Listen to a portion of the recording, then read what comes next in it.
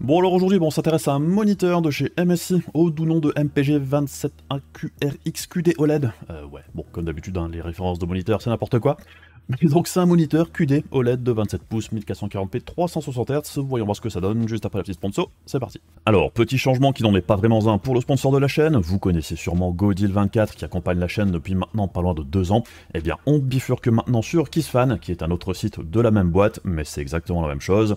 On retrouve donc les classiques ainsi que les mêmes codes promo et réductions avec les clés Windows 10 Pro à moins de 9€ et les clés Windows 11 Pro pour moins de 14€ avec le code de la chaîne VCG50. Et pour les clés Office ou les packs Windows plus Office, vous bénéficiez de 62% de réduction avec le code VCG62.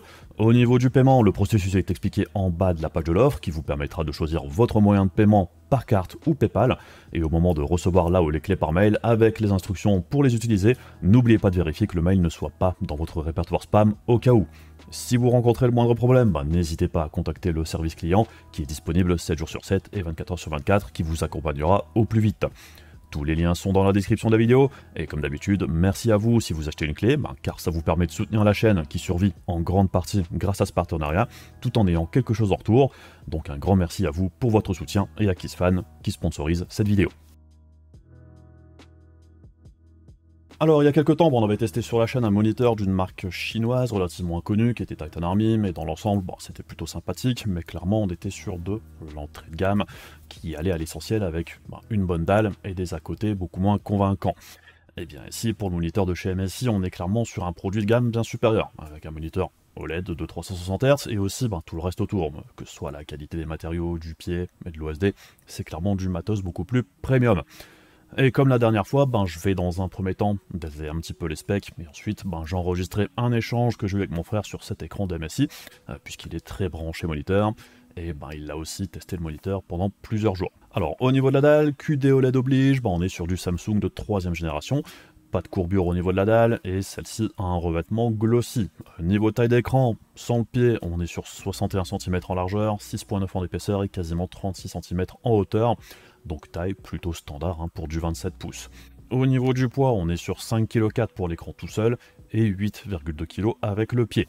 En parlant de pied, celui-ci est vraiment de très bonne facture. C'est de bonne qualité, c'est robuste, facile à assembler et à démonter. Pas de wobbling, avec des angles d'inclinaison de -20 à +5 degrés. Et pour la rotation, on est sur -30 à +30. Et on peut également orienter l'écran en mode portrait ou landscape, puisque on peut ajuster la hauteur de l'écran de 11 à 42 cm. Et si jamais le pied de base ne vous convient pas, il y a le support du VESA 100. Au niveau du contenu de la boîte, alors on a un câble HDMI 2.1, un câble USB-B vers USB-A, un câble d'Alim PC classique, pas de brique d'alimentation, ce qui est un très bon point, des vis de fixation pour le support VESA et une notice. Point de vue entrée vidéo, on retrouve un seul DisplayPort 1.4a, mais on a deux ports HDMI 2.1 et une sortie USB type C, qui peut donc aussi servir pour charger un appareil 90 watts et un port jack. Et contrairement à pas mal de moniteurs du même style, pour la dissipation de la chaleur, pas de petit ventilateur à l'intérieur du moniteur, mais un radiateur passif interne, ce qui est une bonne chose. On retrouve aussi un switch KVM, pour ceux qui en ont l'utilité, c'est toujours sympathique aussi. Donc bref, point de vue construction, pas grand chose à redire, c'est vraiment très quali, des plastiques de très bonne qualité et solides. Le look est un petit peu axé gamer avec une bande RGB à l'arrière par exemple. Alors on retrouve également le support du FreeSync Premium Pro, et c'est également un écran G-Sync compatible. Au niveau de l'OSD ici, alors c'est très quali, avec un design sympathique et simple à naviguer, avec un contrôle au joystick qui est placé sur l'arrière du moniteur. On y retrouve quelques features gaming, style crosshair ou zoom, le picture-in-picture, des profils différents pour la colorimétrie, et vous pouvez également installer une appli de chez MSI qui vous permet de contrôler le moniteur sur le PC directement plutôt que par l'OSD. Ce qui peut être pratique selon comment vous utilisez votre écran, et on peut également mettre à jour le firmware, ce que je vous recommande de faire évidemment quand c'est possible, peu importe votre moniteur. On retrouve également plusieurs technologies qui permettent d'entretenir votre dalle OLED afin d'éviter le burn-in, mais MSI garantit l'écran 3 ans, burn-in inclus. Donc bref, maintenant que les présentations sont faites, on va aller discuter du moniteur avec mon frère, et on se retrouve ensuite pour les relevés de sonde et la poursuite caméra et tout ça en fin de vidéo. Bon alors du coup, comme pour la dernière fois, pour parler de ce moniteur, j'ai réinvité mon frère et je l'ai également encore une fois exploité pour qu'il fasse encore une fois un test de moniteur, c'était terrible. Du coup, t'as passé un peu plus d'une semaine, je pense, avec le, le petit MSI. Ouais. Qu'est-ce que t'en as pensé? Ouais, une petite semaine et demie. Et Oh, c'est un OLED quoi, c'est excellent, j'ai rien à dire. Les OLED c'est toujours bien, hein. OLED Master Race, ça bien entendu. Euh, Après, bon, j'ai pas été spécialement surpris par l'écran dans le sens où je suis habitué à avoir un OLED, donc je m'attendais à avoir une plus grosse différence parce que bah QD OLED, OLED, j'ai un OLED à la base, hein. J'ai donc un LG OLED 1440p 240 Hz avec la fameuse dalle mat que tout le monde déteste. Enfin, tous les gros testeurs en tout cas. Et je m'attendais à avoir une plus grosse diff, à me dire, ah ouais, c'est vrai qu'effectivement la différence est flagrante. Et en fait, bah, pas spécialement. Mais les OLED, c'est cool, et on va en discuter. Moi, c'est pareil, hein. Enfin, j'ai aussi un écran OLED, même si c'est pas le même format. Moi, c'est en 34 et enfin, le mien, je sais pas, c'est les premières gènes, hein, je pense, de QD OLED. Ouais, ça me Alors, semble aussi. bon, en dehors du temps de réponse qui, moi, et du coup, est à peu près à la moitié, c'est vrai qu'en dehors de ça, au niveau images et compagnie en général, j'ai pas noté de trucs absolument dingos, je dirais, au niveau du ressenti. Malgré que moi aussi, c'est une dalle mat un peu chelou. C'est du semi-glossy, toi, je crois, comme ils appellent, hein. Je sais même plus. C'est Enfin, du entre les deux, je crois. Je sais qu'il y en a qui se plaignaient du revêtement. Ouais, bon. Moi, il me dérange pas plus que ça. Mais... De toute façon, dès que c'est pas glossy, tout le monde s'énerve. Alors, je comprendrai jamais pourquoi, mais apparemment, tout ce qui est mat ou semi-glossy, c'est. Faut pas. Ah, justement, moi, bien. l'histoire du mat et glossy, j'avoue que personnellement, le glossy, je trouve que c'est bien d'un point de vue des couleurs et tout ça. Effectivement, c'est un petit peu plus pétant. Les contrastes Ouais. sont peut-être un peu plus prononcés que les noirs et tout ça, mais par contre, ben, ça reflète énormément la lumière, du coup. Oui. Et personnellement, ben, moi, dans mon bureau, c'est chiant. Parce que selon la lumière, comment on l'a orientée et tout, ben, Ouais. du coup, t'as des reflets plus prononcés qu'avec un mat, quoi. C'est ça. Bah, en gros, ça dépend encore une fois de l'environnement dans lequel vous jouez, hein. Si vous jouez dans un environnement très lumineux, vous jouez en plein jour avec toutes les fenêtres ouvertes, tout le Velux, avec plein de lumière partout, parce que je ne sais pas, vous avez un décor, vous avez une ambiance que vous voulez garder. Effectivement, le glossy, il va y avoir beaucoup de reflets. Si vous jouez dans le noir complet, bon, c'est pas gênant, voilà, mais si vous avez ne serait-ce qu'un petit peu de lumière, ça peut très vite se remarquer. Bon, après, ça dépend aussi de l'orientation de l'écran dans... Vous l'avez mis, mais c'est sûr que par contre, les reflets, là, c'est à gogo. Contrairement à du mat, ou comme le mien par exemple, où là, bah, je suis pas gêné du tout, hein, je mets autant de lumière que je veux, c'est pas gênant. Et c'est sûr que le glossy, je m'attendais aussi à avoir une énorme différence, parce que tout le monde, encore une fois, les grands testeurs et les pros glossy sont en mode les couleurs sont 100 fois mieux, les contrastes sont beaucoup plus profonds, les noirs, tout ça, tout ce que tu veux, c'est 100 fois mieux que le mat. Je viens de la dalle mat de mon LG, franchement, j'ai pas spécialement senti de différence. Alors qu'avec mon LG, tout le monde est en mode aussi oh, le mat est ignoble, c'est fait comme si on était dans le brouillard quand on regarde la skybox ou le ciel, enfin, déjà qui fait ça. C'est vrai qu'on voit moins bien quand on regarde un glossy, c'est pas normal, les couleurs massin, elles sont un peu. C'est quoi le terme, étouffé on va dire. En fait non pas du tout, enfin, franchement j'ai pas senti spécialement une différence. En ayant mis, alors j'ai pas mis les deux côte à côte parce que bah, j'ai pas spécialement la place, mais en ayant passé du MSI à mon LG, je me suis pas dit ah ouais non il me faut une dalle glossy, il me faut une dalle QD OLED, mon OLED mat il est nul quoi. Pas du tout. Oui. L'OLED c'est cool, après à mon sens peu importe l'OLED, c'est cool. Après, tout dépend de l'environnement dans lequel vous jouez. Et puis, si vous voulez, ouais, peut-être des couleurs un peu plus pétantes qu'au caisse, prenez le glossy. Attention à la lumière. Mais si vous vous en foutez, le mat fait très bien le taf aussi. Donc, pour moi, c'est de la branlette, hein, je vais le dire comme ça. Je comprends pas. Je ne comprends pas. Alors, peut-être qu'en mettant les deux écrans côte à côte, effectivement, on verrait la diff, mais c'est pas non plus flagrant, quoi. À mon sens, en tout cas, encore une fois. Oui, bon, après, des fois, hein, les préférences. Il y en a qui préfèrent des trucs, des fois, on comprend pas. Hein, mais... Oh non, oui. Bah là, je comprends pas, pour le coup. Expliquez-moi. Bah après, si les gens aiment bien le glossy, qu'ils achètent des glossy. Enfin, Ah bah oui, oui. je sais que moi, Et de là, là, après avoir testé, ou même sur le laptop Asus que j'avais eu à prêter, là, c'était du glossy aussi. J'en ferais pas un argument d'achat pour moi, tu vois. C'est pas... Oui. C'est exactement ce que j'allais dire. Ça me rebute pas et ça me donne pas plus envie d'acheter non plus, quoi. Donc, Oui. De là à descendre tout ce qui est maths, etc. Bon, c'est pas un vrai argument pour moi. bon, après, bon, pour ceux pour qui ça l'est, Oui. bah, c'est comme ça. Sinon, bah, on peut parler de la dalle directe, hein, puisqu'en réalité, je pense qu'il y a principal. Après, bon, au niveau OLED en général, bah, que dire? Comme d'habitude, hein, les couleurs formidable, les Oui. contrastes, formidable. L'OLED, c'est cool. Le support du HDR, génial. Oui. Ça marche très bien. C'est vrai qu'en gros, ce qui est un peu gênant avec ce type d'écran, il n'y a pas grand chose à se dire. Bah non, Parce que ça marche très bien. Au final, peu importe l'OLED, vous serez pas déçu. Après, c'est juste des mini différences entre les OLED, enfin des mini différences. Après, ça dépend quel gène vous avez. Si vous avez un OLED, première gène, machin, etc. Je vois pas trop l'intérêt d'upgrade. Si vous voulez acheter un OLED maintenant, peu importe lequel, vous serez pas déçu. L'OLED, c'est cool dans tous les cas. D'ailleurs, pour revenir sur le HDR, effectivement, qui est de bonne qualité.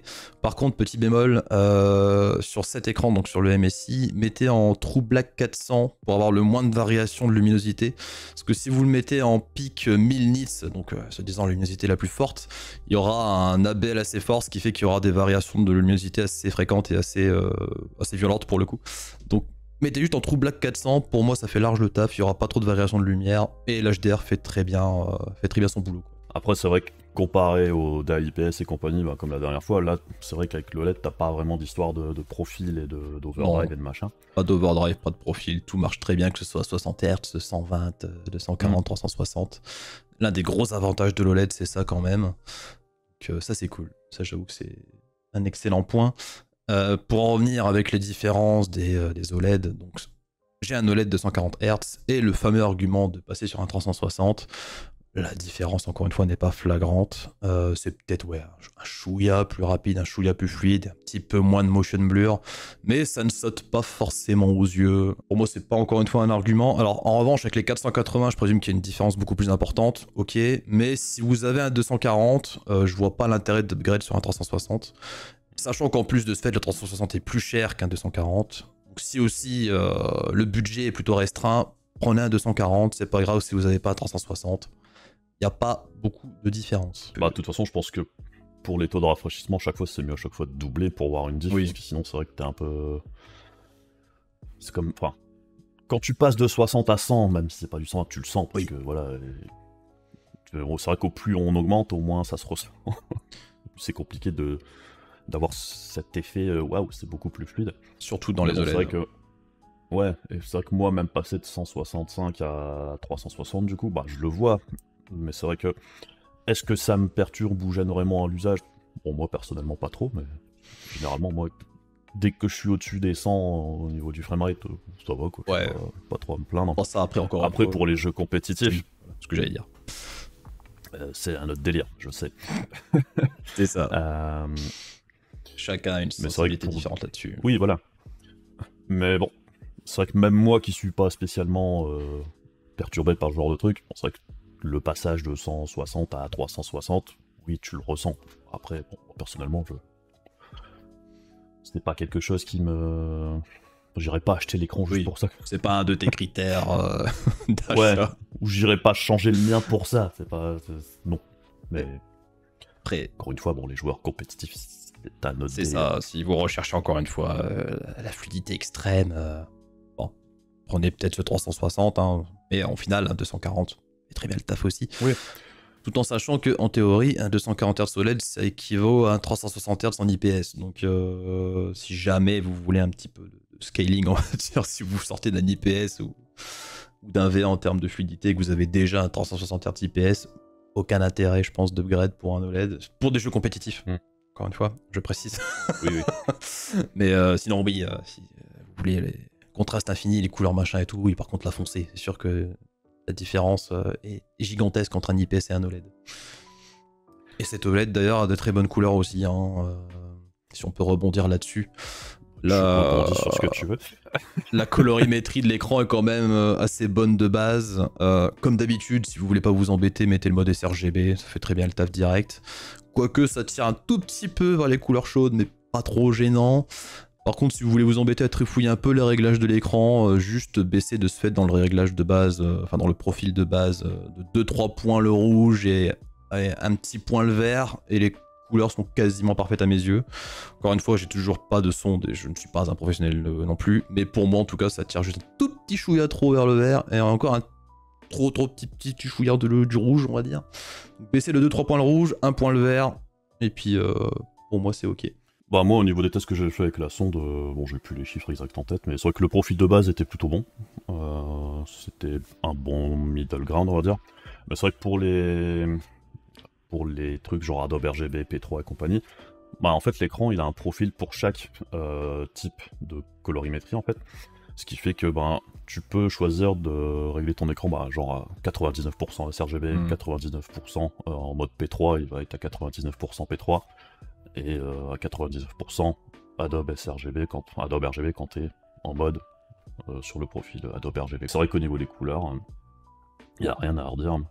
D'ailleurs l'OSD en général, ici c'est propre. Il n'y a pas de couleur criarde, Oui. c'est bien fait. Effectivement, ouais. On n'a rien à dire sur l'OSD non plus. Simple à naviguer, intuitif, le petit joystick qui fait le taf. Bon, il y a aussi des petites fonctionnalités de gros gamers comme la fameuse crosshair qu'on peut rajouter. Bon, ça c'est du Oui. classique, hein. Et aussi un fameux mode zoom. Alors, comment expliquer ça? En gros, ça va zoomer au centre de votre écran, encore plus sur votre crosshair, ce qui fait que ça fait comme si vous étiez en iron sight constamment. Est-ce qu'on peut considérer ça comme du cheat peut-être? Parce que je pense pas que ce soit capté par les jeux. Non, bah non, c'est l'écran. Donc, ouais, j'avoue que ça m'a un peu perturbé parce que ça fait vraiment un zoom, mais vraiment un zoom assez, assez intense. C'est un sniper permanent. Ouais, c'est un peu ça, quoi. Ce qui fait que j'étais un peu en mode, ah ouais, quand même, bon, ça peut être un peu considéré comme un cheat, mais bon, ça y est en tout cas. Et le fameux aussi, alors il y a un mode Night Vision apparemment qui augmente les contrastes à bloc pour voir dans le noir. J'avoue que j'ai pas testé parce que ça m'a fait peur. Donc j'ai pas test. Mais en tout cas, sachez qu'il y a un mode Night Vision. Alors je ne sais pas trop ce que ça donne. Alors peut-être que sur les jeux genre Rust où vous êtes dans le noir complet, mais vraiment complet, ça va peut-être aider. Mais j'ai pas test parce que bah. Je sais pas, le nom m'a fait flipper, j'ai cru que j'allais devenir Splinter Cell et que j'allais être Sam Fisher et que j'allais avoir la Night Vision dès que j'allais allumer l'écran. Donc j'ai pas test. Mais ça y est. En tout cas. Au niveau du FreeSync et compagnie, enfin, je sais qu'un des reproches qui est fait au niveau des OLED, c'est le. Quand il y a des fortes variations de FPS, t'as Le flicker. Du flicker, ouais. J'ai le nom en tête. Bon, moi j'avoue que. Air flickering. Flicker. J'avoue que moi, enfin, j'ai rarement eu le problème, mais je sais pas si toi tu le. J'en ai eu un peu quand même. Alors après, sachant que je joue à des jeux compétitifs, ce qui fait qu'aussi dans les menus, des grosses variations de FPS, donc dans ce cas-là, le flicker est beaucoup plus présent. Peut-être pas autant que mon LG, parce que c'est un des gros défauts de mon LG, c'est qu'il y a quand même pas mal de flicker, ne serait-ce que dans les menus, donc, dès qu'il y a des grosses variations de FPS, ou alors dans les jeux sombres aussi, ça se voit quand même pas mal. Sur cet écran-là, donc le MSI, il y en a peut-être moins. Enfin, j'ai eu moins de ressenti de flickering, par contre, il y en a quand même. Donc si ça vous gêne et si vous le ressentez directement à l'usage, désactivez-le tout court, et là, il n'y en a pas, quoi. Mais... Oui, c'est désactiver le FreeSync. Oui, désactiver pas le flickering parce qu'on peut pas le désactiver. MDR. Mais désactiver bien sûr le FreeSync ou le G-Sync si vous y êtes sensible et après basta quoi. Mais bon, c'est vrai que c'est souvent un des points négatifs qui est reporté sur les OLED, c'est ce truc-là quand même. Ouais. Après, c'est vrai qu'il y a beaucoup de trucs avec les OLED qui font peur alors que je trouve que c'est pas forcément si dramatique que ça. Hein. C'est comme les histoires de. Bah, le burn, hein, déjà, bon.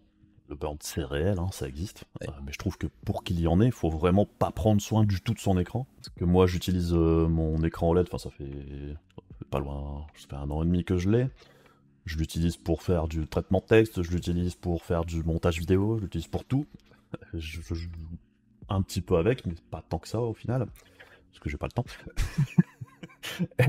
J'ai aucun burn-in. Alors que bon, concrètement, je l'utilise de la mauvaise manière, on va dire. Mais bon, j'essaye de respecter les cycles de pixel shift. Je mets un wallpaper animé qui change toutes les 10 minutes. Mon interface sur le bureau, bah, les icônes sont toutes rangées avec un programme et tout. Enfin, j'essaye de faire au mieux. La barre des tâches, évidemment, qui se masque automatiquement. Et bon, bah, j'ai aucun burn-in depuis que j'utilise, donc... Bon, c'est ça en gros, dès que vous prenez un minimum de précautions, et vraiment le strict minimum, hein, pas besoin de psychoter là-dessus. C'est sûr que si vous faites du Word H24 sur l'écran avec des éléments statiques qui ne bougent pas et que vous faites que ça, bah c'est sûr qu'au bout d'un moment il y aura du burn-in, ça ira peut-être plus rapidement que si vous faites pas mal de choses sur l'écran différentes. Hein. Mais bon, si vous prenez le minimum de précautions, si vous faites effectivement tout ce qui est... comment ça s'appelle les fameux...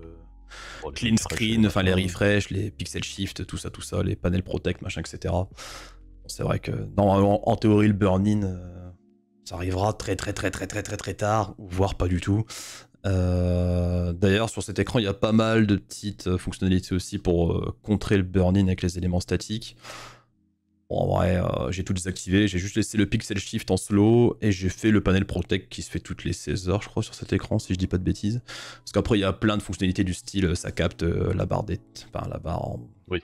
en bas, les éléments statiques, par exemple, quand vous regardez une chaîne et qu'en haut à gauche il y a un logo, bah ça le capte apparemment. Mais ce qui fait que ça baisse un peu la luminosité à ces endroits-là.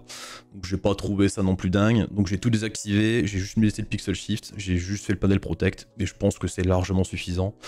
Tant que vous faites plein de choses différentes sur cet écran, que ce soit du gaming, plusieurs jeux, vous faites du traitement texte, vous faites du traitement vidéo, tant que vous changez les trucs, enfin, j'utilisais normalement l'écran, entre guillemets, hein, c'est sûr que normalement, il n'y a pas de souci à se faire au niveau du burn-in. Après, l'autre défaut, avec le QD-OLED qui était remonté au moment de la sortie, comme avec le merde, hein, c'était le... Je sais plus comment ils appellent ça, le fringe, enfin, c'est sur les petites polices de caractère et tout ça. Ouais. Alors, pour certains, c'est apparemment très gênant, moi j'avoue. Ça m'a un peu perturbé au début, quand il y avait des petites polices de caractère. Après, en utilisant un petit programme qui s'appelle ClearType, on peut modifier les valeurs de... Regarde, c'est géré, je sais pas comment dire ça, mais... Oui, en gros, tu peux ajuster le... C'est le rendu de la police manière d'écriture. Ouais, le rendu de la police, et du coup, c'est plus net. C'est vrai que depuis, j'ai pas de problème particulier de ce côté-là.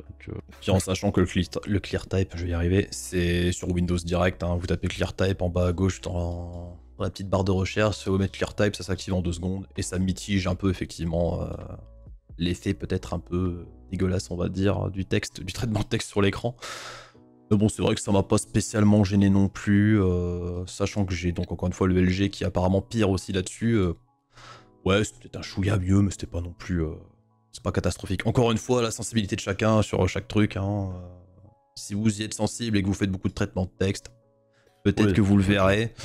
Mais bon, c'est pas catastrophique. Quoi. Après, au niveau des autres points positifs de cet écran, OLED oblige, donc angle de vision excellent, hein, comme toujours sur n'importe quel OLED. Ça, c'est cool.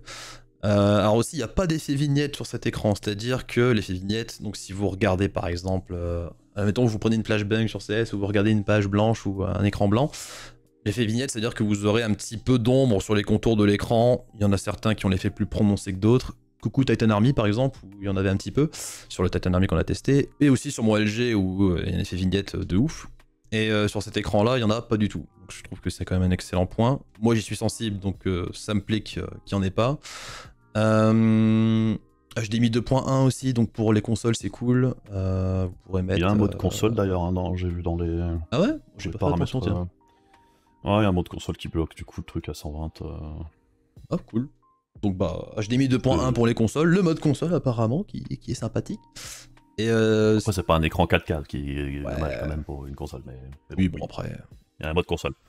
Encore une fois, 4K 1440p, bon... Ouais, mais pour les consoles, vu que t'as pas de... Bon, enfin, ouais. Bref, encore une fois, un argument si vous voulez. Et s'il vous plaît, mettez à jour le firmware de vos écrans, clairement. Ça résout quand même pas mal de soucis qu'il peut y avoir à la release de l'écran. Cet écran est sorti quand même depuis quelques mois, si je ne dis pas de bêtises, et le firmware n'était pas mis à jour, alors qu'en regardant le changelog des updates, il y avait pas mal de choses de corriger.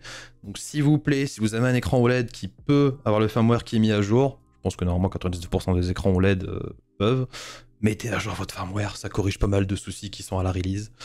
Donc... sinon, on n'a pas encore parlé de l'écran lui-même, je dirais physiquement parlant. On a parlé de la dalle et compagnie, mais de l'OLED en général, mais c'est vrai que...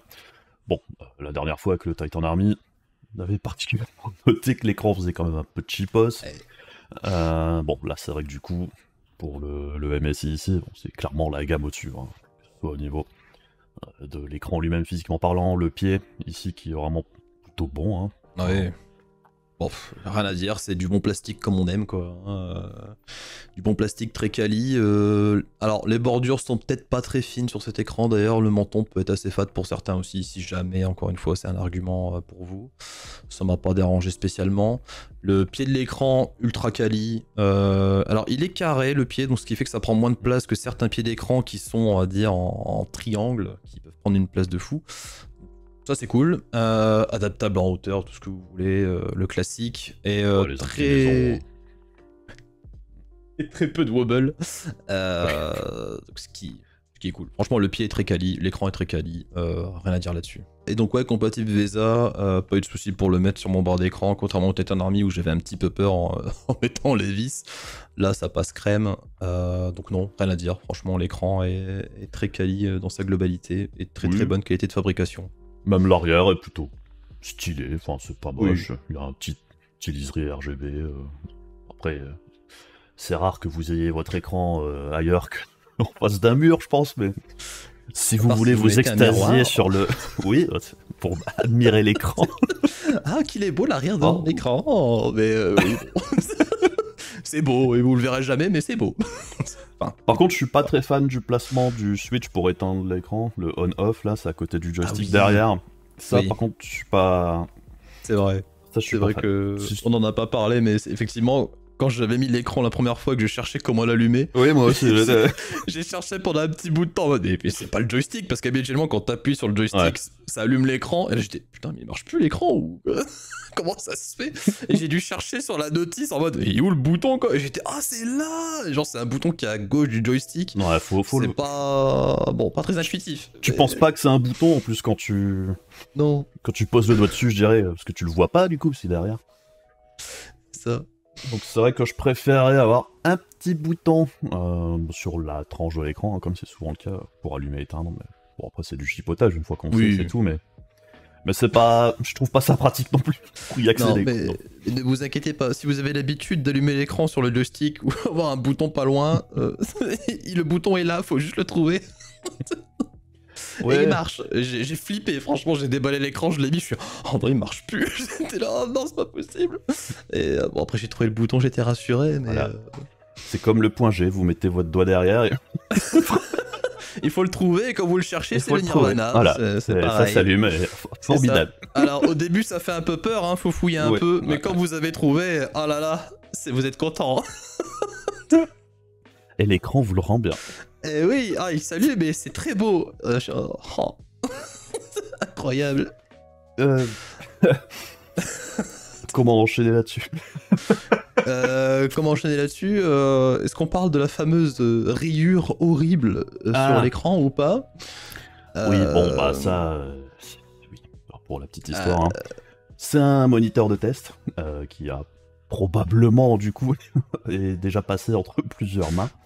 Et du coup, sur le sample de test, bah, il y a une rayure pas terriblement sympathique. Oh, elle est belle quand même. Hein. J'avais mal au cœur. C'est vrai que sur des écrans de ce tarif-là, tu te dis, ah, qui a fait ça? Ouais. Ouais, alors je ne sais pas si c'est les anciens testeurs qui sont passés qui ont fait cette rayure ou si c'est dans le pense shipping pas, hein. ou si c'est j'en sais rien, je sais pas, voilà, à qui la faute, mais toujours est-il que cette rayure est immonde, s'il vous plaît, un peu de respect pour les écrans comme ça quoi. L'écran coûte 1000 balles, une belle rayure quoi. Bon, heureusement la rayure ne se voit pas quand on allume l'écran, donc si jamais vous voyez votre écran, parce que là la rayure est quand même magnifique, Ouais, sachez qu'une fois que l'écran est allumé, ça ne se voit pas, mais waouh quoi, rayure impressionnante. Et puis même dans la boîte. Ça empêchait pas de le tester ou quoi que ce soit, parce que Non. ça se voit pas, mais ça se voit que quand Et l'écran est puis, éteint. C'est ça. Puis même dans la boîte, le pied était mis à l'arrache, il y avait un trou dans le truc, enfin bref. Un petit peu de respect quoi, s'il vous plaît, ça fait pas de mal, ça fait mal au cœur quoi. Enfin. Ouais. Après, par rapport au 240, puisqu'il y a celui-là en 360, mais je crois qu'MSI le propose aussi en 240, il y a une différence de prix entre les deux. Je vais regarder 200 tout balles, de un truc comme suite, ça. je sais plus. Ouais, il y a quand même un petit 250 balles de différence avec le 240. Hein. Si jamais vous ne voulez pas mettre 1000 balles dans un OLED, prenez peut-être le 240 qui a 750. C'est Je vrai que pense doit être de la même quali, hormis le fait Oui, qu'il le taux soit de un peu rafraîchissement. plus lent au niveau du taux de rafraîchissement. Mais bon, encore une fois, 240, ça marche déjà bien. oui, ça marche déjà très très fort. Donc bon, si jamais Donc, vous c'est vrai avez pas le qu'on... budget, Ouais. Mais c'est vrai que enfin, les prix commencent à descendre un petit peu, je trouve, sur les OLED. Ouais. Alors évidemment, on est encore... vu que les prix des autres descendent aussi en même temps, on a toujours un... bon, et puis vu Mais, qu'il y a plein de nouvelles rêves qui sortent, Oui. et qu'ils ajoutent de nouvelles choses, qu'il y a les nouvelles dalles, qui ont des traitement, tout ce que tu veux, et plus rapide aussi, hein, parce que maintenant il est 480 Hz. C'est sûr que tout ce qui est écran 240, ça baisse de prix, mais les 360, bon, ça reste toujours un peu excessivement cher, mais c'est quand même très sympa. Mais c'est sûr que par contre, les 240, ça baisse de prix quand même pas mal, hein, donc c'est toujours cher, faut pas se mentir. Hein. Par exemple, le mien est à 650 balles, c'est quand même pas donné. Mais je l'ai acheté quand même à 800 il y a quelques mois, donc voilà, je suis un petit peu dégoûté, mais ça baisse de prix. Donc, Bon, les écrans, c'est toujours comme ça. ouais, malheureusement. Quand je vois mon vieux AOC 35 pouces à l'époque, d'Alvea, que j'avais payé 1000 balles, bah, sauf que maintenant, maintenant ça coûte 200 balles. Ouais, donc ça commence à baisser. Et quand je le rebranche, je me dis ah. Oui. Donc bon, oui, ça évolue aussi les écrans. Mais en tout cas, oui, les OLED commencent à baisser. Si c'est toujours trop cher, attendez, hein, de toute façon, d'ici un an ou deux, ça va encore baisser de prix de ouf. Hein. Mais ça devient plus accessible qu'au début, en tout cas. Ça, c'est une certitude. C'est vrai que c'est souvent une des parties des setups qui est un peu laissée de côté, ce qui est un petit peu dommage, hein, parce que l'écran, c'est ce que vous regardez H24, en fait, hein, plus que tout le reste. C'est clair. Hein. C'est vrai que bon, avoir un écran de bonne qualité, c'est important quand même. Hein. Je suis on ne peut plus d'accord. Beaucoup ne se rendent pas compte de la différence que ça peut procurer. Je préférerais par exemple acheter un bel écran que de faire un upgrade de carte graphique pour gagner 30%, quoi. Choisir. Ouais, après la question de changer d'écran, c'est parce qu'on s'habitue aussi à son écran et on se dit, oui. Bof, il n'y a pas une différence flagrante. Alors que bon, si on le met côte à côte avec l'ancien écran que vous avez et le nouveau qui est, par exemple un OLED, hein, exemple classique, hein, ceux qui se disent, ouais, les OLED, bon, c'est que de la branlette, on pourrait penser que, et on peut se dire, ouais, mon écran, déjà très bien de base, les couleurs, machin truc. Ouais, ok, c'est peut-être pas dégueu, mais quand vous passez à un OLED et que vous le mettez côte à côte, vous êtes, oh putain, ouais, il y a quand même une bonne différence. C'est flagrant, c'est flagrant. Après, on s'habitue très vite à l'OLED, hein. J'avoue qu'une fois qu'on déballe l'OLED et qu'on l'utilise, au début, t'as toujours l'effet, waouh, c'est magnifique, et après, on s'habitue, on est en mode, ouais, bon, bah, c'est un écran, quoi. Mais bon, ouais, bah, c'est comme les SSD, au début, les gens se disent, ouais, ça sert à rien. Puis quand tu repasses sur un vieux disque dur, ah ouais, oh putain. Ouais, c'est exactement ça, ouais. Ça fait le même effet, mais il y a quand même une sacrée différence. C'est flagrant. Ouais, c'est comme les taux de rafraîchissement des écrans, hein. Tu repasses, t'es habitué à du 120 et plus et tu repasses à 60, ouais, ça pique. Et ça pique. Mais bon, c'est faux comme argument, on ne voit pas plus que 24 FPS. Ah oui, c'est vrai. Alors bon, 240, 360, 480, ça ne sert à rien. C'est vrai. Donc bref, voilà. Est-ce que tu... fais ta pub, parce qu'en plus t'as changé ton nom de ta chaîne Twitch et tout, là. Ouais, oui, j'ai changé de nom, parce que le pseudo imprononçable que j'avais depuis des années, je me suis rendu compte que c'était imprononçable, c'est incroyable, et que pas grand monde le retenait, et que personne ne savait le dire, même si pendant un moment ça m'a fait rire, hein, mais bon, voilà. Donc je suis passé à Pedrolito TTV parce que il y avait pas Pedrolito tout seul et je ne pouvais pas rajouter autre chose que ça. Donc Pedrolito TTV, si vous voulez passer faire un tour, ça fait toujours plaisir. N'hésitez pas. On fait tout ça, c'est cool. Si vous voulez l'emmerder, lui poser des questions sur des écrans et tout, il sera très content de vous. Ah bah oui, n'hésitez pas. Et les écrans, même les claviers souris, moi tout ce qui est périphérique, c'est un petit peu mon dada. Donc n'hésitez pas à venir passer, faire un petit coucou et poser des questions, discuter ou rigoler, c'est toujours sympa. Voilà. Bon du coup moi je repasse sur le test de l'écran, allez c'est parti. Au revoir. Alors on enchaîne rapidement sur les résultats au niveau de la sonde et pour le motion clarity également. Pour la colorimétrie, bon, comme j'ai déjà indiqué dans les échanges avec mon frère, il y a toute une panoplie de profils différents, et dans l'ensemble, vous devriez trouver ce qui vous convient, ou ce dont vous avez besoin au niveau respect des couleurs. C'est dans l'ensemble très très bon. Puisque comme on peut le voir ici, avec le profil sRGB, on arrive à 100% du sRGB, et environ 75% pour le Adobe RGB et le P3. Mais si vous passez sur le profil Adobe RGB, on est maintenant sur 100% pour le sRGB toujours, mais 95% sur le Adobe RGB et 92% sur le P3. Et si vous basculez sur le profil P3, on a toujours 100% du sRGB, 89% Adobe et 99% du P3. Donc bon, on voit que pour le Adobe RGB, on est un petit peu moins bon que pour le P3 ou le sRGB, mais c'est vraiment très très bon dans l'ensemble. Et le profil par défaut en SDR donne aussi du 100% sRGB, 95% Adobe et 99% P3. Le profil par défaut est vraiment déjà très très bon. Et les profils avec le HDR 400 ou le HDR 1000 sont plus ou moins identiques au niveau du respect des couleurs. On est toujours sur 99% du sRGB, 77% du Adobe et 82% du P3. Donc bon, ça reste plutôt bon au niveau des couleurs, pas grand chose à redire, dans l'ensemble vraiment l'écran est plutôt très bon à ce niveau-là. Et au niveau des contrastes et luminosité, alors évidemment, qui dit OLED, dit contraste infini, et forcément là-dessus, c'est nickel. Au niveau des noirs, c'est effectivement très noir. Par contre, on voit aussi que pour la luminosité, comme souvent, c'est un petit peu faiblard pour l'OLED comparé à d'autres types de dalles. Personnellement, je trouve que c'est amplement suffisant, mais certains préféreront des écrans plus lumineux. Et qui dit OLED, veut aussi dire pas de backlight, donc pas de glowing ou bleeding, comme on pourrait avoir sur des dalles IPS par exemple.